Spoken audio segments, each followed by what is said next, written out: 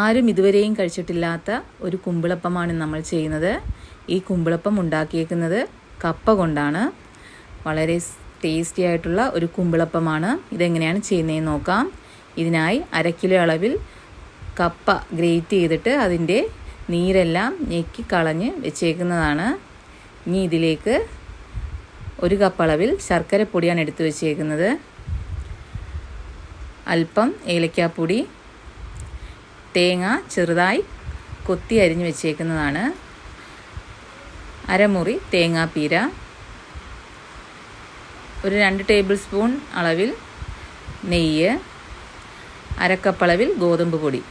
ഇനി ഇതെങ്ങനെയാണ് ചെയ്യുന്നതെന്ന് നോക്കാം. ഇനി ഒരു പാനിലേക്ക് നെയ്യ് ഒഴിച്ചു കൊടുക്കാം. നെയ്യ് ചൂടായി കഴിയുമ്പോൾ നമ്മൾ കൊത്തി അരിഞ്ഞ് വെച്ചേക്കുന്ന ആ ചെറിയ തേങ്ങാക്കൊത്ത് അതിലേക്ക് ഇട്ട് കൊടുക്കാം. ഈ തേങ്ങാക്കൊത്ത് നമ്മൾ ഈ കുമ്പിളപ്പത്തിൽ ഇങ്ങനെ ഇടയ്ക്ക് കടിക്കുമ്പോൾ ഒരു പ്രത്യേക ടേസ്റ്റാണ്. ഇപ്പോൾ നല്ലതുപോലെ മൂത്ത് വന്നിട്ടുണ്ട്. ഇതിൻ്റെ ചൂടൊന്ന് മാറിക്കഴിഞ്ഞതിന് ശേഷം നമ്മൾ എടുത്തു വെച്ചേക്കുന്ന കപ്പയിലേക്ക് തേങ്ങാപ്പീരയും ഏലക്കാപ്പൊടി, ശർക്കര പൊടിച്ചത്, ഇനി അതിലേക്ക് അടുത്തായി ചേർക്കുന്നത് നമ്മുടെ തേങ്ങാക്കൊത്തും നെയ്യും എല്ലാം കൂടെ ഒരുമിച്ചാണ്. ഇനി അടുത്തതായി ഗോതമ്പ് പൊടി ചേർക്കാം. ഇതെല്ലാം കൈകൊണ്ട് നല്ലതുപോലെ മിക്സ് ചെയ്തെടുക്കാം. വെള്ളമൊന്നും ഒഴിക്കേണ്ട. ഈ കപ്പയുടെ നനവിൽ തന്നെ ഇതെല്ലാം കുഴഞ്ഞ് കിട്ടും. ഇതിപ്പോൾ നല്ലതുപോലെ കുഴച്ചെടുത്തിട്ടുണ്ട്.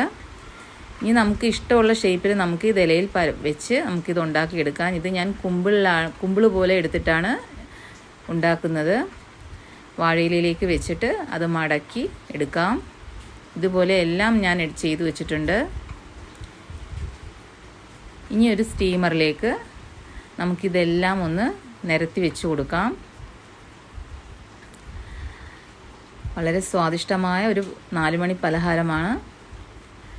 ഇനി ഇത് നമുക്കൊന്ന് അടച്ചു വെച്ച് ഒരു 15 മിനിറ്റ് കഴിയുമ്പോൾ ഈ കുമ്പിളപ്പം റെഡി ആയിട്ടുണ്ട്. കുട്ടികൾക്കും മുതിർന്നവർക്കും എല്ലാവർക്കും ഒരുപോലെ ഇഷ്ടപ്പെടുന്ന ഒരു കുമ്പിളപ്പമാണ് അത്. വീഡിയോ ഇഷ്ടപ്പെട്ടാൽ നിങ്ങളെല്ലാവരും ഷെയർ ചെയ്യുക, ലൈക്ക് ചെയ്യുക, സബ്സ്ക്രൈബ് ചെയ്യുക. താങ്ക്